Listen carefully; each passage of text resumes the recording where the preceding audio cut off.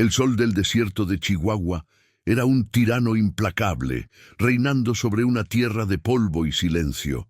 Bajo su mirada inclemente, las llanuras se extendían hasta el infinito, salpicadas por cactus que se erigían como centinelas de un reino olvidado.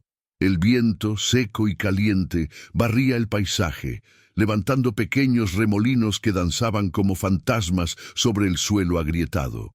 Era un lugar forjado por la paciencia y la brutalidad de la naturaleza, donde la vida se aferraba con la terquedad de una raíz profunda en busca de agua. Cada amanecer y atardecer pintaba el cielo con colores de fuego y sangre, un recordatorio diario de que la belleza y la dureza aquí eran dos caras de la misma moneda, inseparables y eternas. Vivir en esta tierra no era una elección, sino una sentencia de lucha constante, una prueba de resistencia. En este escenario implacable, Mateo cabalgaba, su rostro una máscara de cuero curtido por el sol y el dolor. Era un hombre hecho de la misma materia de la tierra, que dominaba, duro, silencioso y cargado de memorias. La pérdida de su esposa, años atrás, había cavado un abismo en su alma, que él llenó con trabajo incesante y un silencio pesado. Su rancho, otrora un símbolo de orgullo y prosperidad, ahora reflejaba el estado de su corazón. Las cercas caían, el ganado enflaquecía y la soledad resonaba en la casa vacía, convirtiendo cada habitación en un santuario de su viudez. Se movía con la rigidez de quien carga un fardo invisible, un hombre que conversaba más con el viento que con las personas, pues el viento no exigía respuestas que él ya no poseía. Espera, antes de continuar, si alguna vez has sentido el peso de la soledad o has luchado por algo que amas, necesito que hagas algo por mí. Estamos tratando de construir una comunidad de 1000 almas valientes que aprecian las historias de superación. Suscríbete ahora mismo y dime en los comentarios desde qué ciudad o país estás viendo esto. Tu apoyo significa el mundo y nos da la fuerza para seguir contando estas historias. Únete a nuestra familia.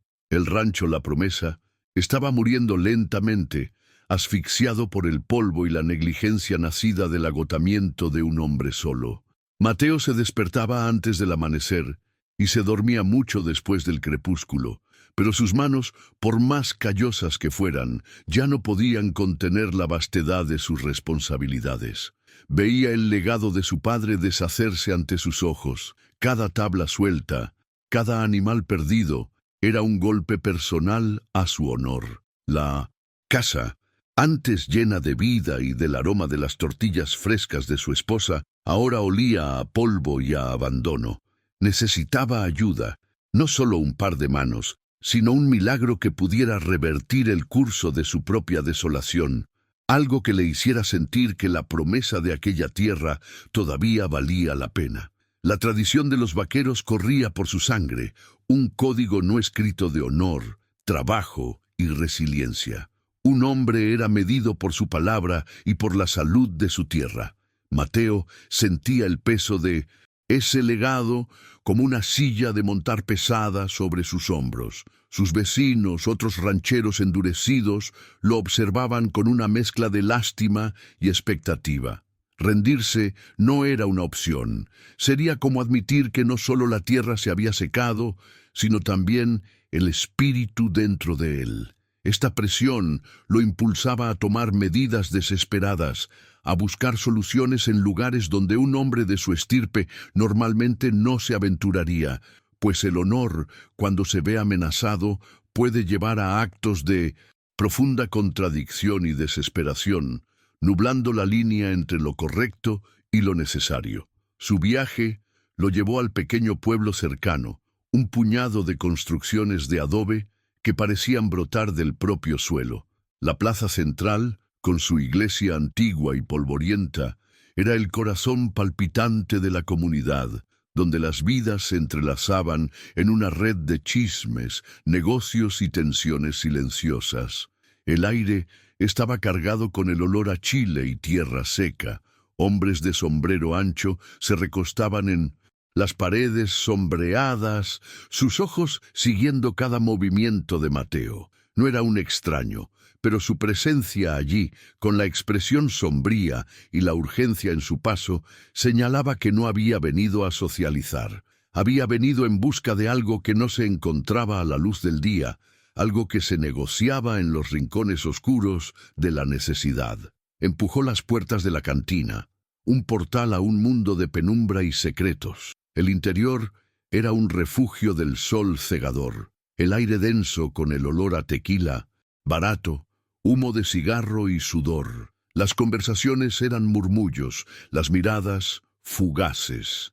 Era un lugar donde el honor podía ser empeñado y los destinos comprados y vendidos por un puñado de pesos. Mateo caminó hasta la barra, su postura rígida e imponente silenciando las mesas más cercanas. Pidió un trago, no por sed, sino para ganar tiempo, para dejar que sus ojos se acostumbraran a la oscuridad y su mente se preparara para la transacción sombría que estaba a punto de realizar. Este era el territorio de la supervivencia, donde la moralidad era un lujo que pocos podían permitirse. Fue entonces cuando escuchó los susurros, fragmentos de una historia contada en voz baja por un grupo de hombres en un rincón. Hablaban de una joven, Isabela, la muchacha salvaje. Las palabras que usaban para describirla eran un veneno de admiración y desprecio. Indomable, feroz, una yegua salvaje que ningún hombre había logrado montar. Decían que tenía el fuego del desierto en los ojos y la rebeldía del viento en su alma. Su historia era un cuento de advertencia y un mito local. La narrativa de una mujer que se atrevió a decir no a un poder que no aceptaba negativas y que por ello pagaba un precio terrible. Su reputación la precedía, convirtiéndola en una paria y un objeto de fascinación peligrosa. El nombre de don Ricardo flotaba en la conversación como una nube de tormenta. Él era el cacique de la región, un hombre cuya riqueza le daba el poder de un rey. Su codicia era tan vasta como sus tierras, y creía que todo y todos tenían un precio. Don Ricardo era la ley y el orden, pero una ley que servía únicamente a sus propios intereses. Los hombres hablaban de su crueldad con una mezcla de miedo y respeto, sabiendo que cruzarse en su camino era invitar a la ruina. Él era el antagonista silencioso en la vida de todos en el pueblo, una fuerza opresora que moldeaba sus destinos sin necesidad de alzar la voz, pues su poder estaba implícito en cada transacción y en cada mirada. Temerosa, la historia de Isabela, contada en pedazos en la cantina, era una tragedia de orgullo y poder. Huérfana y sola, su belleza y espíritu vibrante atrajeron la atención de don Ricardo. Él no la cortejó. Intentó poseerla, ofreciendo un matrimonio que era en realidad una sentencia de servidumbre dorada. Cuando ella lo rechazó públicamente, su furia no conoció límites. Humillado por una joven que no tenía nada más que su propia dignidad, juró destruirla. Ya no la quería como esposa, sino como un ejemplo de lo que les sucedía a aquellos que osaban desafiar su autoridad. Su venganza fue meticulosa, cruel y diseñada para quebrar el espíritu que no pudo comprar. La venganza de don Ricardo fue una red cuidadosamente tejida. Usó su influencia para aislar a Isabela, esparciendo rumores que mancharon su reputación, transformándola de una joven orgullosa en una salvaje peligrosa a los ojos de la comunidad. Luego fabricó una deuda a nombre de su padre fallecido, una cantidad imposible de pagar. De repente, Isabela ya no era una mujer libre, sino una propiedad, un bien a ser liquidado. Fue arrojada a una situación desesperada, atrapada por cadenas invisibles de deuda y deshonra, su vida arruinada no por un crimen que cometió, sino por la virtud que se negó a vender. Su existencia se convirtió en un testimonio vivo del poder despiadado de don Ricardo. Mientras Mateo escuchaba, el engranaje de su mente pragmática comenzó a girar. La desesperación había corroído su brújula moral, dejando solo el instinto de supervivencia de su rancho. No pensó en salvar a una damisela, vio la solución a su problema. Necesitaba a alguien fuerte, alguien que ya estuviera quebrado por la vida y no tuviera a dónde huir. Una muchacha salvaje, acostumbrada a la dureza, sería perfecta para el trabajo brutal que la esperaba. La reputación de ella, que la convertía en una paria para los demás, la hacía valiosa para él. En su mente era una transacción lógica, un medio para un fin. Se convenció de que le estaba ofreciendo una salida, una forma de trabajo, y no comprando un alma. El acuerdo se selló en la penumbra, un apretón de manos sucio que transfirió la propiedad de la deuda de Isabela a Mateo. Pagó el valor exigido, un precio alto que le costó parte de sus ahorros, pero que, en su lógica distorsionada, era una inversión en el futuro de la promesa. El hombre que recibió el dinero lo miró con una sonrisa cómplice, reconociendo la desesperación en los ojos del ranchero. No hubo ceremonia, solo la frialdad de un negocio. Para el mundo, Mateo estaba saldando una deuda. Para sí mismo, estaba contratando a una trabajadora. Pero en el fondo de su conciencia, una voz susurraba la amarga verdad. Había comprado a una mujer como se compra un animal de carga, manchando su honor para salvar su tierra. Su primer encuentro con Isabela fue un choque silencioso. Ella estaba en un pequeño patio trasero, acorralada como un animal salvaje. Sus ojos, de un castaño profundo, no contenían miedo, sino una furia incandescente que lo sorprendió. No era la figura quebrada que él había imaginado. Había una dignidad en su postura, incluso con la ropa rasgada y el rostro sucio de polvo. Su cabello, largo y enmarañado, volaba con la brisa, enmarcando un rostro que era una mezcla de desafío y vulnerabilidad. En ese momento, Mateo vio el fuego que los hombres tanto temían y por primera vez, una punzada de duda perforó su determinación. No estaba tratando con una trabajadora dócil, sino con una fuerza de la naturaleza. Desde el punto de vista de Isabela, Mateo era solo otro eslabón en la cadena de su opresión. Lo observó acercarse, su rostro impasible, sus manos callosas. No había amabilidad en sus ojos, solo la misma evaluación fría que ella ya había visto tantas veces. Para ella, él no era un salvador, sino un nuevo dueño, un hombre que la veía como un objeto, una solución a un problema. La esperanza se había convertido en un lujo que ya no podía permitirse. Lo único que le quedaba era su terquedad, la llama de rebeldía que se negaba a apagarse. No le daría la satisfacción de ver sus lágrimas o su miedo. Si él quería una salvaje, eso era exactamente lo que ella sería. El viaje de regreso al rancho fue una tortura silenciosa, el espacio entre ellos cargado de una tensión palpable. El trote de los caballos era el único sonido, marcando el ritmo de su nueva e incierta realidad. Isabela miraba las vastas llanuras abiertas que antes simbolizaban la libertad y ahora representaban la inmensidad de su prisión. Estudiaba a Mateo discretamente, la forma en que se sentaba en la silla, la manera en que sus ojos barrían el horizonte. Parecía parte de aquella tierra, tan duro e inflexible como ella. Se preguntaba qué tipo de hombre era, qué tipo de jaula la esperaba al final de aquel viaje, y se juró a sí misma que encontraría una manera de escapar. La llegada al rancho, la promesa, confirmó sus peores temores. La propiedad era austera y aislada, un imperio de Mindomensentosin, polvo gobernado por un rey solitario. La casa principal, grande y robusta, carecía de cualquier calidez o delicadeza.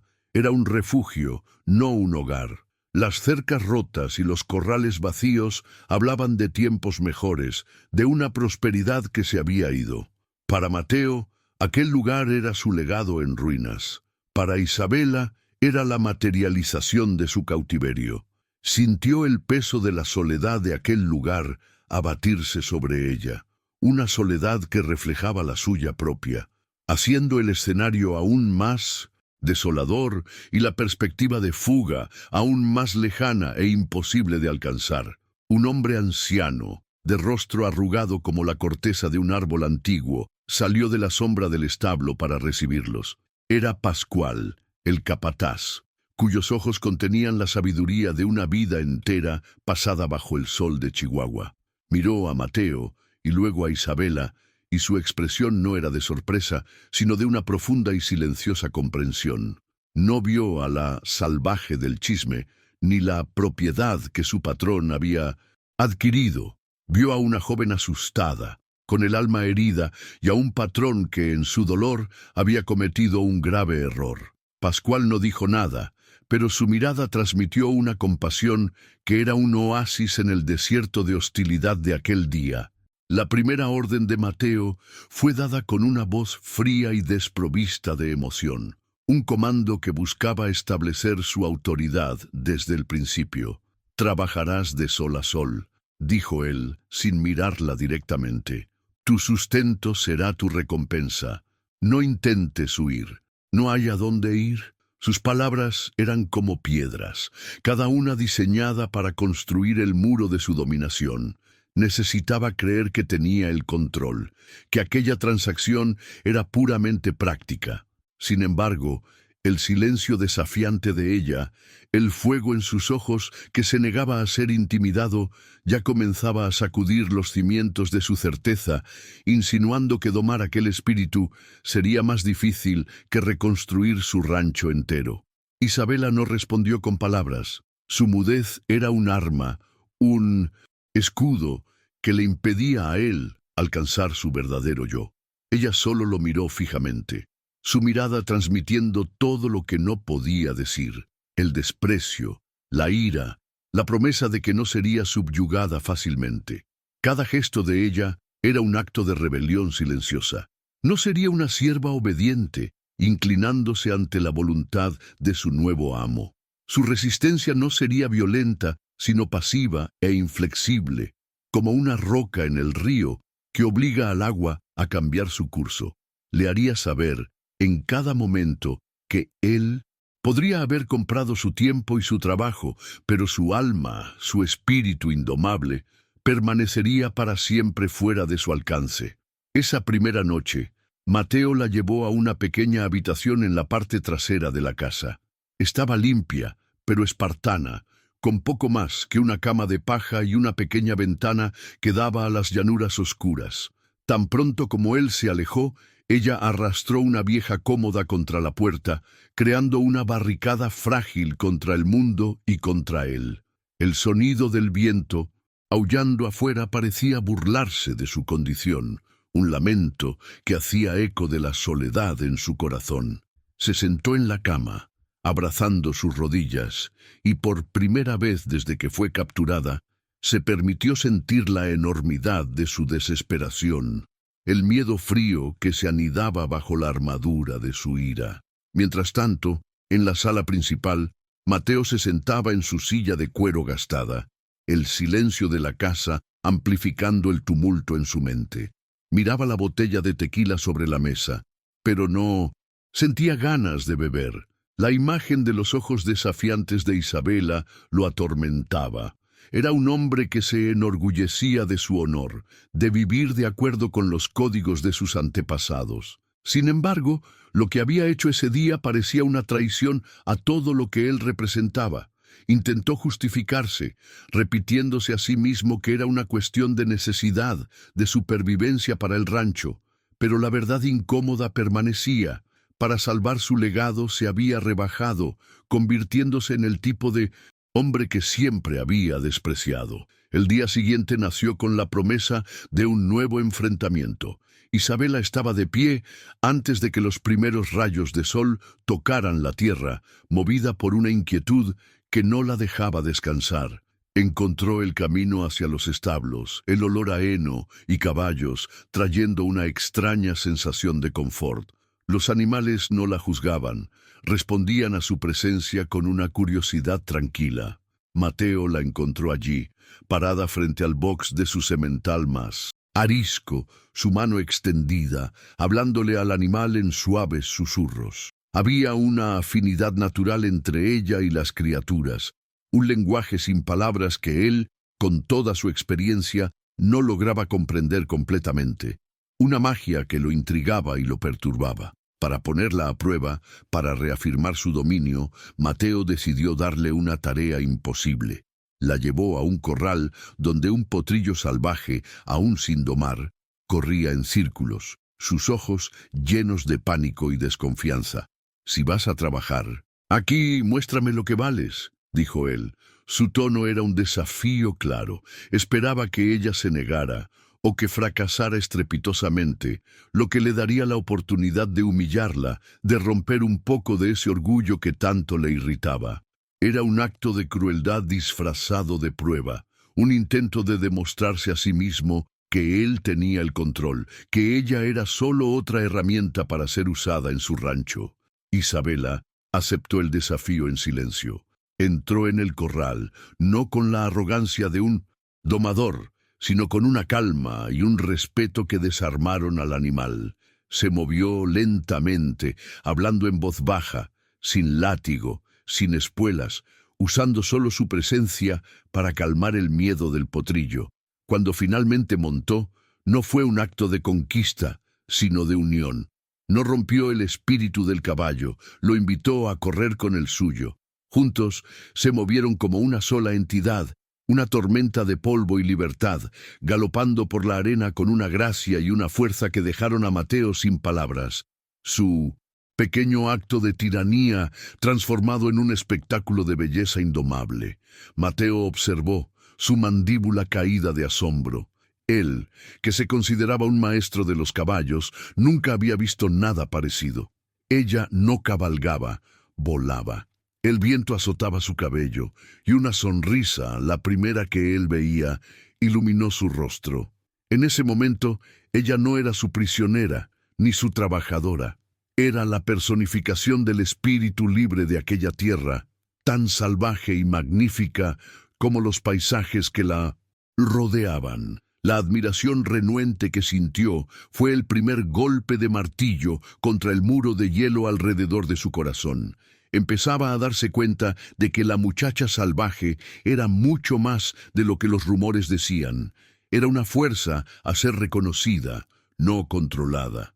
Desde lejos, Pascual observaba la escena con una sonrisa discreta y conocedora. Se acercó a Mateo, que todavía estaba paralizado por la visión. El viejo capataz le puso una mano en el hombro y dijo con su voz tranquila y ronca: «Patrón, hay ciertas cosas en este mundo que no fueron hechas para ser rotas o puestas bajo una silla. Algunas almas, como los mejores caballos, no responden a la fuerza, sino al respeto. Quizás la lección aquí no es para ella, sino para usted». Las palabras de Pascual eran simples, pero cargadas de una verdad que Mateo aún no estaba listo para aceptar, una semilla de duda plantada en el suelo árido de su convicción. A pesar de ese momento de revelación, los días que siguieron fueron una rutina de trabajo exhaustivo. Isabela reparaba cercas bajo el sol implacable, guiaba al ganado por pastizales secos y realizaba todas las tareas que le eran impuestas sin una sola palabra de queja. Su ira se transformó en combustible, su resistencia en una fuerza incansable. Trabajaba con una determinación feroz, no para complacerlo, sino para demostrarse a sí misma que podía soportar cualquier cosa. Cada tarea completada era una pequeña victoria en su guerra silenciosa contra él, un recordatorio de que aunque su cuerpo estuviera cautivo, su voluntad permanecía inquebrantable, fuerte y totalmente suya. La vida en el rancho era un ritual dictado por la naturaleza. El olor a cuero, polvo y del café preparándose antes del amanecer, el sonido del ganado mugiendo, el chirrido del molino de viento y la vastedad del silencio que se instalaba por la noche. Este era el mundo de Mateo, un universo de simplicidad brutal y belleza austera. Isabela fue inmersa en este mundo, aprendiendo sus ritmos y sus leyes no escritas, comenzó a entender la devoción silenciosa de Mateo a aquella tierra, a ver que su rancho no era solo una propiedad, sino una extensión de su propia alma, un alma tan herida y resiliente como la de ella, conectándolos de una forma que ninguno de los dos aún percibía. Trabajaban codo a codo, a menudo durante horas, envueltos en un silencio denso. Un abismo de palabras no dichas, de orgullo y de resentimiento los separaba. Sus interacciones eran breves, estrictamente funcionales, limitadas a instrucciones y respuestas cortas. Pásame el martillo. La cerca del norte está lista.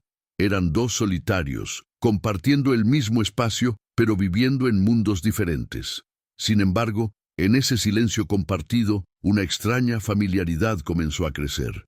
Aprendieron a anticipar los movimientos del otro, a comunicarse a través de gestos y miradas, un lenguaje primitivo que trascendía la necesidad de palabras y comenzaba a construir un puente frágil sobre el abismo.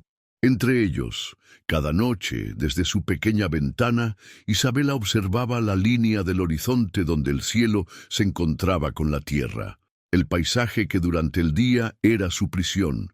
Por la noche se transformaba en una promesa de libertad.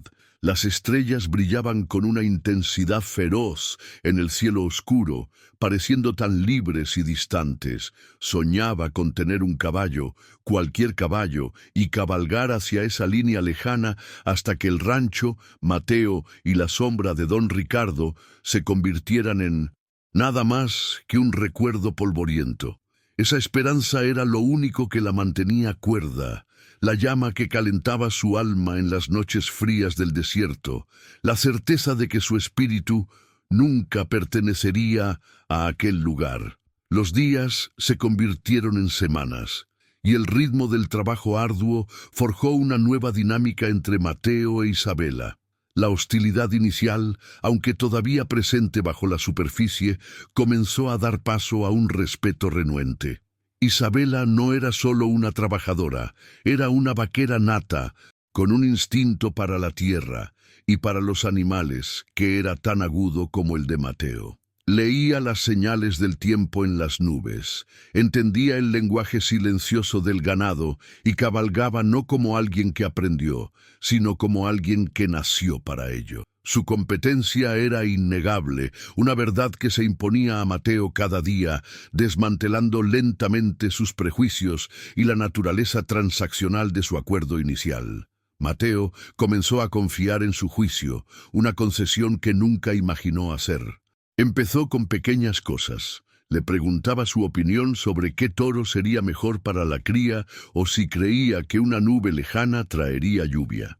Las respuestas de ella eran siempre directas, ponderadas y la mayoría de las veces correctas. Poco a poco dejó de dar órdenes y comenzó a discutir los planes para el día.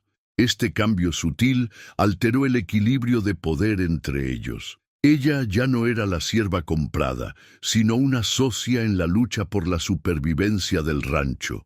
Se encontró valorando su perspectiva, reconociendo la fuerza que ella aportaba no solo con las manos, sino con la mente. El punto de inflexión en su relación de trabajo ocurrió durante una noche fría y tormentosa. Una de las mejores vacas del rancho estaba teniendo un parto complicado, y la vida de ella y del ternero pendía de un hilo. La lluvia y el viento azotaban el establo, mientras ellos trabajaban juntos bajo la luz parpadeante de un farol. No había tiempo para el orgullo o el resentimiento. Sus movimientos se sincronizaron, una danza de cooperación nacida de la necesidad. Él confiaba en su fuerza para sujetar a la vaca, y ella confiaba en su experiencia para guiar el nacimiento. En ese momento, no eran amo y cautiva, eran dos seres humanos luchando contra la muerte, unidos por un propósito común. Después de horas de tensión, el ternero nació, débil pero vivo. Exhaustos, cubiertos de barro y sudor, regresaron a la casa silenciosa. Mateo, en un gesto impulsivo, preparó 2 tazas de café caliente y le Entregó una a ella. Se sentaron a la mesa de la cocina, el vapor subiendo en espirales en el aire frío de la madrugada. Ninguno de los dos dijo una palabra, pero el silencio era diferente. Ya no estaba cargado de hostilidad, sino lleno de la resonancia de una victoria compartida. Habían enfrentado la brutalidad de la naturaleza juntos y habían salido victoriosos. En esa quietud se construyó un frágil puente de entendimiento mutuo, un reconocimiento silencioso de la resiliencia del otro. Pascual, con su sabiduría tranquila, observaba la transformación. Se convirtió en un facilitador discreto de esta alianza improbable. Intencionalmente los asignaba a tareas que requerían colaboración, como reparar el molino de viento en el punto más alto de la propiedad o rastrear a un pequeño grupo de ganado que se había perdido en un cañón lejano. El viejo capataz entendía que el trabajo compartido en la vastedad de aquella tierra era un lenguaje más poderoso que cualquier palabra.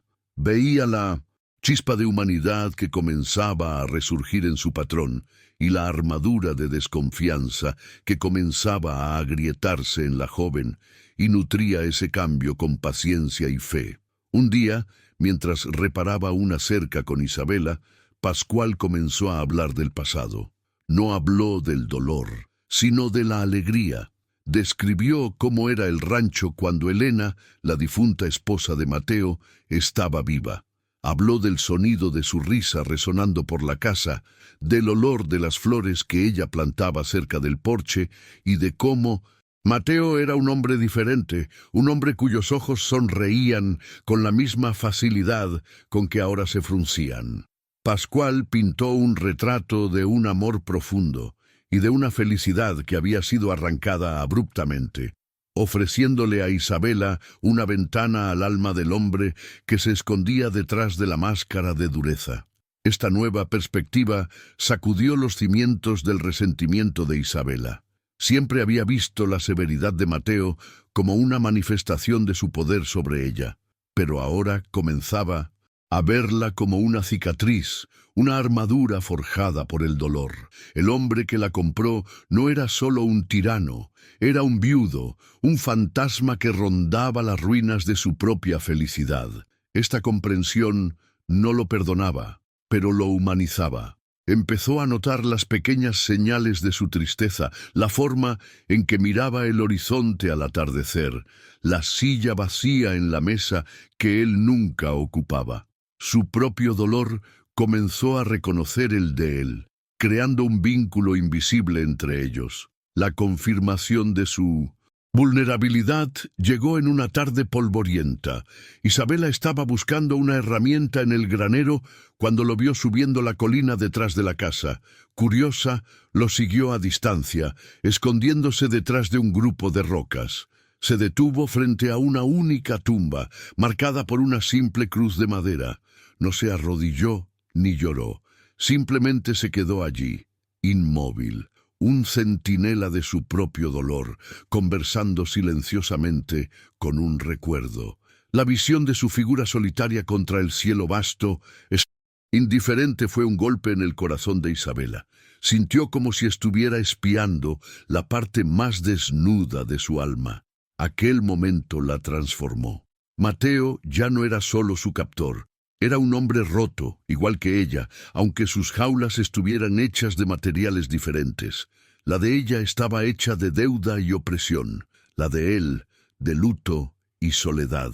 Al verlo allí, tan expuesto en su dolor silencioso, sintió una ola inesperada de empatía. No era un monstruo, sino un hombre que había perdido su norte y estaba tratando de navegar por la vida de la única manera que sabía, con rigidez y control. Por primera vez no lo temió ni lo odió. Lo comprendió, y esa comprensión era más peligrosa que cualquier otra emoción. La frágil paz de su coexistencia fue sacudida por la primera sombra de peligro real. Pascual, con sus ojos de águila, encontró rastros de caballos desconocidos cerca del pozo más lejano de la propiedad. Las herraduras eran distintas, del tipo usado por los hombres de don Ricardo. No era una invasión, sino una advertencia, un mensaje silencioso de que estaban siendo observados. El cacique estaba extendiendo sus tentáculos, recordando a todos que su alcance era largo y su memoria infalible. La amenaza, que antes era un recuerdo doloroso para Isabela, ahora se convertía en una nube de tormenta en el horizonte, prometiendo violencia. Una sensación de asedio comenzó a instalarse sobre la promesa. Mateo se volvió más vigilante, su rifle nunca lejos de su alcance. Pasaba más tiempo patrullando los límites de su propiedad, sus ojos barriendo constantemente las colinas lejanas. La tensión era una corriente subterránea, cambiando la atmósfera del rancho. El trabajo continuaba, pero ahora estaba marcado por una nueva urgencia. Una conciencia constante de que su aislamiento ya no era una protección, sino una vulnerabilidad. No solo estaban luchando contra la tierra y la sequía, se estaban preparando para luchar contra la codicia de un hombre que no conocía límites. Para Isabela, la noticia fue como un balde de agua fría. La ilusión de seguridad que había comenzado a sentir se desvaneció, reemplazada por el pánico familiar que conocía tan bien. La sombra de don Ricardo era una mancha en su alma, un recordatorio constante de su impotencia. Se dio cuenta de que, mientras permaneciera allí, pondría a Mateo y al viejo Pascual en peligro mortal. No podía arrastrarlos a su lucha. El rancho, que había comenzado a parecer menos una prisión, de repente volvió a ser una trampa. La libertad, la verdadera libertad, no estaba en encontrar un lugar seguro, sino en desaparecer por completo, en convertirse en un fantasma que ni siquiera el diablo podría encontrar. Movida por una mezcla de miedo y un sentido distorsionado de protección por aquellos a quienes había comenzado a respetar, Isabela tomó su decisión. Bajo el manto de una noche sin luna, actuó. Con el corazón latiendo con fuerza en su pecho, se deslizó fuera de la casa, sus movimientos silenciosos como los de un depredador nocturno. No tomó el mejor caballo, sino un animal modesto y resistente, uno que no se echaría mucho en falta. Mientras ajustaba la silla, lanzó una última mirada a la casa dormida, un dolor agudo de algo parecido a una despedida perforando su corazón. Luego, montó y cabalgó hacia el norte, desapareciendo en la oscuridad como un suspiro. Al amanecer, su ausencia fue un grito silencioso. La puerta de su habitación, abierta. La cama, intacta. Mateo sintió una oleada de furia, helada, la furia de un hombre traicionado, pero debajo de la ira había una emoción más profunda y desconcertante, una sensación de pérdida que lo dejó vacío.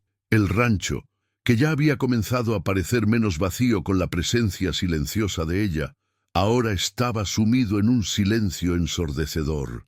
No era la pérdida de una trabajadora lo que sentía, sino la pérdida de algo más, algo que aún no había nombrado, pero cuya ausencia era tan dolorosa como una herida abierta. Rastrearla fue simple. Conocía cada centímetro de aquella tierra, cada roca, cada cañón escondido. Siguió sus huellas no con la prisa de un cazador, sino con la deliberación de un hombre en conflicto consigo mismo. ¿Qué haría cuando la encontrara? ¿Arrastrarla de vuelta? ¿Castigarla? La idea le repugnaba. Cada paso que su caballo daba lo acercaba a una confrontación que no sabía cómo ganar. La encontró al mediodía, descansando su caballo cerca de un arroyo, a muchos kilómetros de distancia, pero todavía bajo el vasto cielo que cubría su dominio. Parecía pequeña y decidida contra la inmensidad del paisaje. Cuando ella lo vio, su cuerpo se tensó, se levantó lentamente, sus ojos centelleando con desafío, esperando la explosión de ira que seguramente vendría. Se preparó para el enfrentamiento, para ser tratada como la propiedad fugitiva que era. La escena estaba preparada para un clímax de violencia y dominación, la reafirmación de su poder sobre ella. No se encogería, lucharía, aunque fuera inútil. Prefería ser derribada luchando que ser arrastrada de vuelta en su misión. La tensión entre ellos era tan espesa que parecía distorsionar el aire caliente del desierto. Pero la ira que ella esperaba no llegó. En cambio, el rostro de Mateo estaba grabado con una emoción compleja, algo que se asemejaba a un dolor profundo. Desmontó de su caballo lentamente, sus movimientos deliberados, no amenazantes. No gritó, no la acusó, simplemente se quedó allí, mirándola, y en esa mirada había un universo de conflicto interno. Veía a la mujer que se había vuelto indispensable para él, la mujer cuya fuerza había llegado a admirar, tratando de huir de una amenaza que él en parte había traído a su vida. En un gesto que desafiaba toda lógica y expectativa, le extendió las riendas de su propio caballo, Furia, el mejor y más rápido animal del rancho, un semental negro que era su orgullo. El caballo era un símbolo de su estatus, de su poder como ranchero. Ofrecérselo a alguien era la mayor señal de confianza y respeto. Para Isabela, el gesto fue tan impactante que retrocedió un paso, incapaz de procesar lo que estaba sucediendo. Era un acto de rendición, no de poder, una ruptura total de las reglas del juego que habían estado jugando desde el primer día. Su voz, cuando habló, era baja y ronca, cargada de un peso que ella nunca había oído antes. «Si la libertad es lo que quieres», dijo, las palabras pareciendo costarle mucho, «entonces cabalga como el viento. Este caballo puede llevarte más allá del alcance de don Ricardo. Te llevará lejos de este lugar, lejos de mí». Hizo una pausa, y sus ojos se encontraron con los de ella. «Pero sabe esto, Isabela. Esta tierra también puede ser tu hogar, no tu jaula. La elección es tuya». Fue la primera vez que la llamó por su nombre. Isabela se quedó paralizada, las riendas del magnífico caballo a centímetros de su mano. Le estaba dando todo: la huida, la libertad, la oportunidad de desaparecer para siempre. Un acto de generosidad tan profundo e inesperado que rompió por completo la armadura que había construido alrededor de su corazón. Ningún hombre le había dado jamás una elección, y mucho menos la elección que más importaba. No la estaba liberando por lástima, sino por respeto. La veía, finalmente, no como una cosa para ser poseída, sino como un alma igual a la suya, merecedora de su propio destino. Miró al caballo, el símbolo de una libertad fácil y anónima. Luego, miró el rostro de Mateo, un rostro que había aprendido a leer, viendo en él la soledad, el dolor y un respeto recién descubierto que valía más que cualquier promesa de escape. Comprendió con una claridad cegadora que la verdadera libertad podría no estar en huir, sino en elegir dónde plantar sus pies y luchar. Huir la mantendría corriendo para siempre.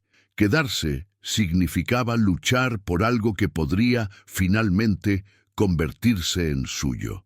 Lentamente, con la mano temblorosa, le devolvió las riendas. El viaje de regreso fue inmerso en un nuevo tipo de silencio.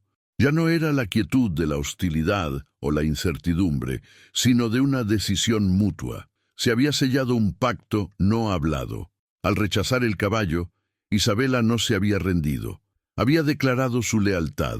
Eligió quedarse y luchar, no por él, sino con él.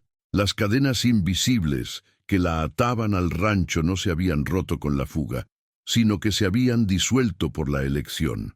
Cabalgaba a su lado no como su posesión, sino como su igual, una compañera en la tormenta que se avecinaba. Mientras tanto, la noticia del intento de fuga de Isabela y su posterior regreso llegó a oídos de don Ricardo a través de sus espías. La información fue distorsionada, pintando un cuadro que su ego narcisista no podía soportar. El ranchero viudo no había quebrado a la muchacha salvaje. En cambio, la había conquistado, transformando su rebeldía en lealtad. Para don Ricardo, esto era la humillación definitiva. Isabela ya no era solo una propiedad perdida, era un símbolo de su poder desafiado. Ya no la quería de vuelta. Quería destruirla a ella y al hombre que se atrevió a interponerse en su camino. La tormenta se acercaba. La tormenta llegó sin previo aviso, un monstruo de polvo y viento nacido en el corazón del desierto. El cielo, antes de un azul pálido, se convirtió en un sudario ocre, y el sol desapareció detrás de una pared arremolinada de arena. El viento aullaba como un alma en pena, arrancando tejas y azotando el rancho con una furia ciega. Era una tormenta de arena en su forma más primordial, un evento que borraba el mundo, aislando a la promesa en un limbo caótico. La naturaleza parecía reflejar el tumulto que se aproximaba, su furia externa un presagio de la violencia humana que estaba a punto de desatarse. Dentro de la casa, la visibilidad era casi nula, y el sonido del viento era tan ensordecedor que cualquier otro ruido era engullido, creando una atmósfera de suspenso y aislamiento total. Usando la tormenta como un aliado perverso, don Ricardo y sus hombres surgieron de la niebla de polvo como apariciones demoníacas. Habían cabalgado bajo la cobertura del caos, sus caballos acostumbrados a las condiciones adversas. El cerco fue silencioso y rápido, una red de amenazas cerrándose alrededor de la casa principal. Figuras sombrías se posicionaron detrás de abrevaderos, carretas y cualquier otra cobertura que pudieran encontrar. No hubo un grito de guerra, solo la presencia súbita y letal de una docena de hombres armados, sus rostros cubiertos por pañuelos, sus ojos brillando con mala intención en la penumbra de la tormenta. El rancho, que era un refugio, se había convertido oficialmente en una trampa mortal. La voz de don Ricardo cortó el aullido del viento, amplificada por su arrogancia. Se plantó al frente de sus hombres una figura imponente y desafiante contra la furia de la naturaleza. «¡Mateo!», gritó, su voz cargada de un desprecio helado. «Sé que estás ahí. No quiero tu tierra miserable. No quiero tu ganado flaco. Entrégame a... La mujer es una propiedad robada y he venido a recuperarla». El ultimátum resonó en el aire denso, dejando claro que aquello no era una negociación. Era una cuestión de honor manchado y de poder desafiado. Para él, Isabela era un objeto, un trofeo que simbolizaba su autoridad, y la negativa a entregarla era un acto de guerra directa. La puerta de la casa se abrió con un crujido, y Mateo apareció en el porche, su rifle Winchester seguro en sus manos. Se movió con una calma mortal, su cuerpo un baluarte contra la tormenta y contra los hombres que la profanaban. Sus ojos se encontraron con los de don Ricardo, y no había en ellos ningún rastro de miedo, solo una determinación de hierro. «Ella no es una cosa para ser entregada», respondió Mateo, su voz firme y clara, sobreponiéndose al viento. «Esta es su casa ahora, y cualquier hombre que intente pisar esta tierra para hacerle daño tendrá que pasar primero por encima de mí». En ese momento ya no era el ranchero viudo y amargado. Era un guardián, un protector, su lealtad totalmente declarada. Antes de que don Ricardo pudiera responder, una segunda figura emergió de la oscuridad de la casa para situarse al lado de Mateo. Era Isabela. No estaba escondida detrás de él, sino hombro con él, sosteniendo un rifle viejo pero funcional con una familiaridad que sorprendió a los atacantes. Su rostro estaba impasible, sus ojos fijos en don Ricardo, ardiendo con un fuego que la tormenta no podía apagar. Su presencia allí, armada y lista para luchar, era una respuesta más poderosa que cualquier palabra. Ya no era la víctima a ser rescatada o la propiedad a ser negociada. Era una guerrera defendiendo su hogar, su elección personificada en un acto de desafío final. Se retiraron al interior, cerrando la pesada puerta de madera y atrancándola. El tiempo para las palabras había terminado. El sonido del primer disparo rompiendo una ventana fue el punto final. Inmediatamente, su conocimiento íntimo del rancho se convirtió en su mayor arma. «Pascual, la ventana del granero tiene la mejor vista del flanco este», ordenó Mateo. «Isabela, tú te quedas en la cocina, cubre la parte trasera». No era un plan de batalla complejo, sino un instinto de supervivencia afilado por una vida en aquella tierra. Cada ventana, cada puerta, cada sombra era un punto táctico en sus mentes. No tenían los números, pero tenían el territorio, y en la guerra, eso a menudo era suficiente para equilibrar la balanza. La primera oleada de ataque fue brutal y directa. Los hombres de don Ricardo avanzaron bajo la cobertura del polvo, disparando descontroladamente contra la casa, intentando suprimir cualquier resistencia con pura fuerza. Astillas de madera volaban hacia adentro, mientras las balas perforaban las paredes. Desde dentro, el trío respondía con disparos calculados y precisos. Cada bala disparada por ellos tenía un propósito, buscando forzar a los atacantes a buscar cobertura, a ralentizar su avance. El ruido era ensordecedor, una cacofonía de disparos, gritos ahogados por el viento y el estallido de cristales. Era una batalla desesperada, librada en la semioscuridad, donde cada destello de pólvora revelaba brevemente el rostro del enemigo. En medio del caos, la mente de Isabela trabajó rápidamente, buscando una ventaja que no dependiera de las balas. Su mirada se posó en el corral principal, donde los caballos corrían en pánico, asustados por el ruido de la batalla y de la tormenta. Una idea salvaje, nacida de su propio espíritu indomable, tomó forma. Mientras Mateo y Pascual mantenían a los hombres ocupados, ella se escabulló por la parte trasera de la casa, corriendo agachada hacia el corral. Con un grito primario que fue engullido por el viento, abrió la puerta. La manada de caballos, loca de terror, irrumpió como una avalancha de carne y furia, arrollando directamente la línea de ataque de los hombres de don Ricardo, sembrando el caos y la confusión en sus filas. La maniobra fue un éxito brillante, desorganizando a los atacantes y dándole al trío un momento crucial para respirar y reagruparse. Pero la victoria momentánea tuvo un costo terrible. Uno de los secuaces, derribado pero no incapacitado, logró disparar un último tiro desesperado hacia la casa. La bala atravesó la ventana y alcanzó a Mateo en el hombro, derribándolo con un gruñido de dolor. La herida no era fatal, pero la sangre que brotó instantáneamente y la forma en que cayó dejaron claro que estaba fuera de la lucha. La dinámica de la batalla cambió drásticamente en ese instante. El protector había caído y ahora la responsabilidad de sobrevivir recaía sobre Isabela. Sin dudarlo, Isabela asumió el mando. El miedo que sentía fue suplantado por una adrenalina helada y una claridad de propósito. Rasgó un trozo de su vestido para restañar la hemorragia de Mateo, su voz firme mientras daba órdenes. «Pascual, conténlos, no los dejes avanzar», gritó ella, mientras ataba el hombro de Mateo con fuerza. El hombre que la había comprado, que la había liberado, ahora estaba vulnerable y bajo su cuidado. La inversión de roles fue total y absoluta.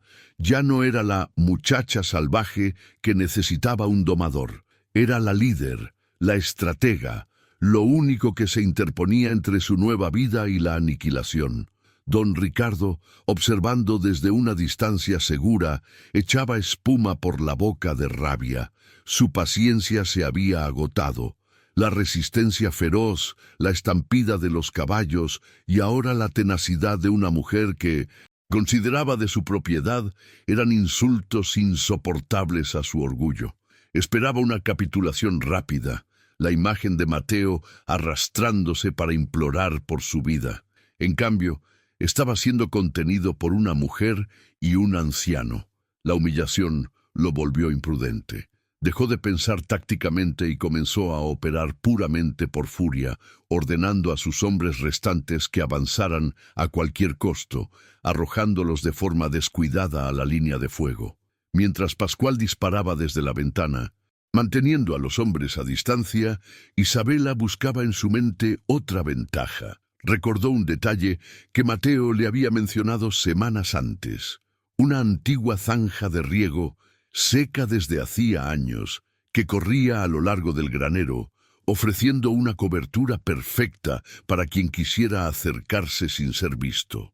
Sabía, con una certeza instintiva, que por allí intentarían el próximo ataque. Un plan desesperado y peligroso se formó en su mente.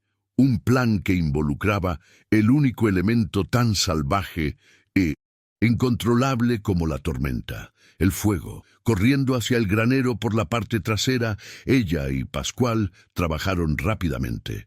Derribaron varias pacas de heno en la zanja seca y las empaparon con el queroseno de los faroles. Era una apuesta inmensa. El viento podría volver el fuego contra ellos, pero era la única oportunidad que tenían. Como estaba previsto, 3 de los hombres de don Ricardo entraron en la zanja, usándola para acercarse sigilosamente. En el momento exacto, Isabela encendió un paño y lo arrojó. El queroseno explotó en una pared de llamas, convirtiendo la zanja en un infierno. El fuego, alimentado por el viento de la tormenta, rugió con una ferocidad aterradora, obligando a los hombres a salir gritando de su cobertura directamente a la mira de Pascual. La visión de sus hombres, siendo derrotados por fuego y astucia, fue la gota que colmó el vaso para don Ricardo. Ciego por la furia, decidió que si sus secuaces incompetentes no podían hacer el trabajo, él mismo lo haría. Avanzó hacia la casa, su pistola en mano, su mente enfocada en un único objetivo: la aniquilación.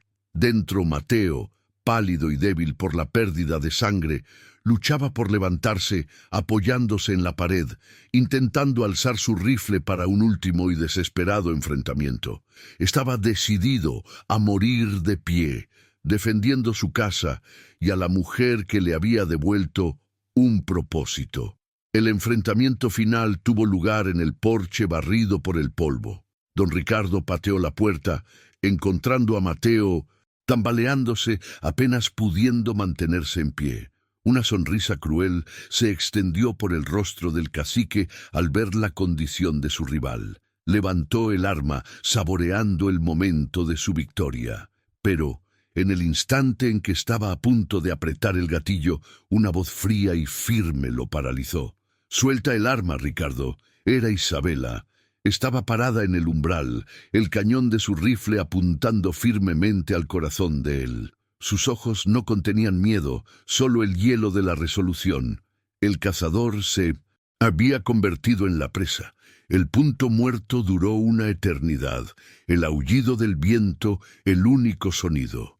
Don Ricardo miró a Isabela, la mujer que había intentado quebrar, ahora detentando el poder sobre su vida y muerte. Por un momento, consideró ponerla a prueba, pero la mirada en sus ojos le dijo que dispararía. Sin embargo, ella no lo hizo. Matarlo sería rebajarse a su nivel. En cambio, dio un paso adelante. «Tu poder se basa en el miedo de los demás», dijo ella, su voz cortante.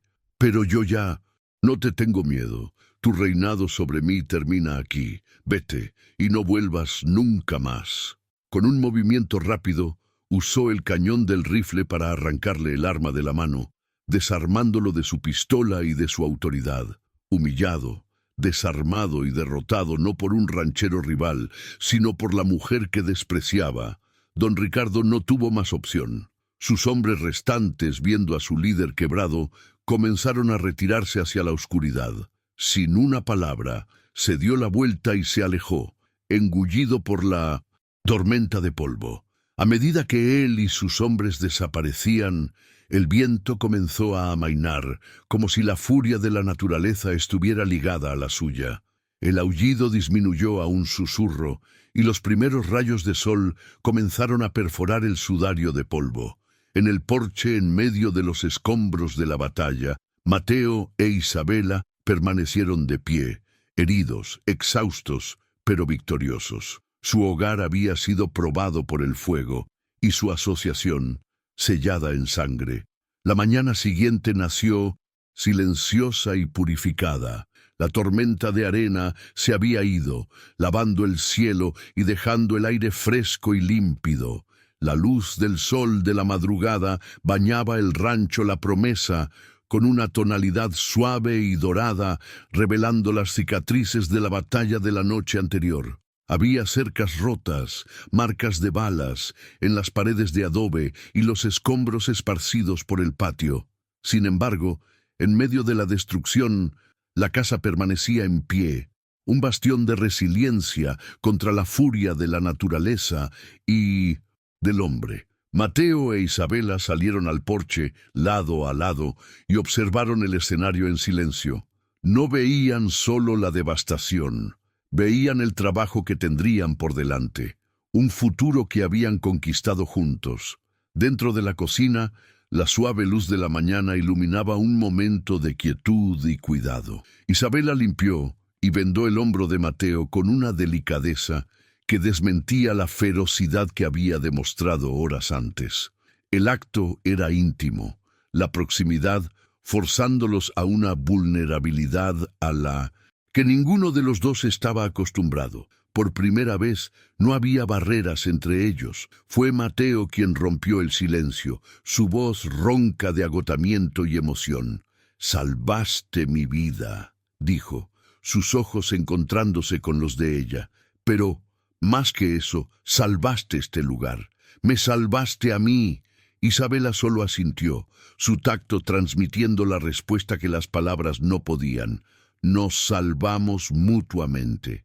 Más tarde ese día, un acto simbólico selló el fin del pasado. Mateo fue a una vieja caja de madera donde guardaba sus papeles y sacó un documento amarillento. El recibo de la deuda de Isabela, el contrato sombrío que la había atado a él. Caminó hacia la chimenea, donde un pequeño fuego ardía para ahuyentar el frío del desierto, y le extendió el papel. Sus miradas se encontraron en un momento de profundo entendimiento. Sin dudarlo, Isabela tomó el documento, el símbolo de su esclavitud, y lo arrojó a las llamas. Observaron juntos mientras el papel se retorcía, se oscurecía y se convertía en cenizas, su prisión deshaciéndose en humo y subiendo por la chimenea, liberándola para siempre. Los días siguientes se dedicaron a la reconstrucción. El trabajo era arduo, pero tenía un propósito diferente. Cada martillazo que reparaba una cerca, cada capa de adobe que remendaba una pared, era un acto de sanación. No solo estaban reparando una propiedad, estaban reconstruyendo un hogar, ladrillo por ladrillo. Pascual trabajaba a su lado, su rostro arrugado a menudo abriéndose en una sonrisa serena. Veía lo que había florecido en el suelo árido de la adversidad, una asociación forjada en el respeto mutuo y un afecto silencioso que crecía cada día. El sonido del trabajo había reemplazado el sonido de los disparos, y el rancho comenzaba a respirar de nuevo, su corazón latiendo al unísono con los de ellos. La noticia de lo que había sucedido en La Promesa viajó como el viento del desierto, llegando rápidamente al pueblo cercano. Al principio hubo incredulidad, la idea de que don Ricardo, el cacique todopoderoso, había sido derrotado por un ranchero viudo, un anciano y una mujer. Parecía un cuento fantástico. Pero cuando los hombres de Ricardo fueron vistos regresando, humillados y heridos, la incredulidad dio paso a un asombro reverente. El manto de miedo que durante tanto tiempo había asfixiado a la comunidad comenzó a disiparse. Mateo e Isabela, sin proponérselo, se convirtieron en símbolos de resistencia, la prueba viva de que hasta el mayor de los tiranos podía ser derribado por el coraje de unos pocos. En el rancho, la dinámica de poder se había disuelto por completo, dando paso a una asociación de iguales. Las decisiones se tomaban en conjunto, sus opiniones pesando igualmente en la balanza. Mateo ya no se dirigía a ella con órdenes, sino con preguntas. «¿Qué crees que deberíamos hacer con el pastizal del sur? Isabela ya no era una extraña en aquella tierra. La conocía, la sentía, y su instinto era tan valioso como la experiencia de Mateo. Se convirtió en la patrona del rancho, un título que no le fue dado por matrimonio o por decreto, sino que se ganó con su sangre, sudor y espíritu indomable. La conexión emocional entre ellos floreció en la paz que siguió. La tensión de la supervivencia dio paso a una intimidad cómoda. Una tarde, sin ningún motivo más que el puro placer, cabalgaron juntos por las llanuras abiertas. No era una huida ni una persecución, sino una celebración de su libertad compartida. Incitaron a sus caballos a una carrera, el viento azotando sus rostros y el sonido de la risa de Isabela, genuina y libre por primera vez, resonó por la vastedad. Mateo la observó y en su sonrisa encontró la vida que pensaba haber perdido para siempre, un calor que derritió los últimos vestigios del hielo en su corazón. Su santuario se convirtió en el cañón escondido con la fuente de agua, el lugar donde la vida persistía incluso en el ambiente más hostil. Fue allí, sentados al borde del agua cristalina, con el sol poniéndose y pintando las paredes del cañón con tonos de rosa y naranja, donde la tensión romántica finalmente encontró su voz. Mateo se volvió hacia ella, su mano encontrando la de ella. No fueron necesarias palabras grandilocuentes. Sus ojos lo decían todo. Se inclinó y la besó, un beso que no era de pasión avasalladora, sino de una ternura profunda, un reconocimiento silencioso de dos almas que habían encontrado un hogar la una en la otra. Era una promesa, sellada en la quietud del desierto. Para celebrar la resurrección del rancho y su nueva vida, decidieron dar una pequeña fiesta para los vecinos y la gente del pueblo. Fue un acto de fe, una invitación para que la comunidad compartiera su paz duramente ganada. Para su sorpresa, la gente vino. Tímidos al principio, pero pronto la atmósfera de miedo fue reemplazada por la de celebración. El rancho, antes un lugar de soledad y tristeza, se llenó con el sonido de una guitarra, el olor a carne asada en la parrilla y las risas de los niños corriendo libremente. Era una celebración de la resiliencia, de la comunidad y de la esperanza renacida. Los farolillos se balanceaban suavemente con la brisa nocturna, arrojando un brillo cálido sobre los rostros sonrientes. La música y la conversación llenaban el aire, tejiendo un tapiz de alegría y camaradería. La fiesta era más que una simple reunión. Era la reafirmación de la vida sobre la tiranía, un testimonio del poder de la unión. Mateo e Isabela observaban todo, sus corazones llenos de una gratitud silenciosa. Habían defendido más que solo un pedazo de tierra. Habían defendido la posibilidad de momentos como aquel, momentos de paz, comunidad y alegría simple, profundamente arraigados en la cultura de su pueblo. En un momento de calma, Mateo llevó a Isabela lejos de la multitud, al porche donde habían enfrentado la tormenta juntos. Miró el patio iluminado, la vida que había regresado a su hogar. Pascual tenía razón, dijo, su voz baja y sincera. Me dijo que yo ya no era el hombre que fui cuando Elena estaba viva. Se volvió hacia ella, sus ojos reflejando la luz de los farolillos. Se equivocó. Soy un hombre mejor ahora.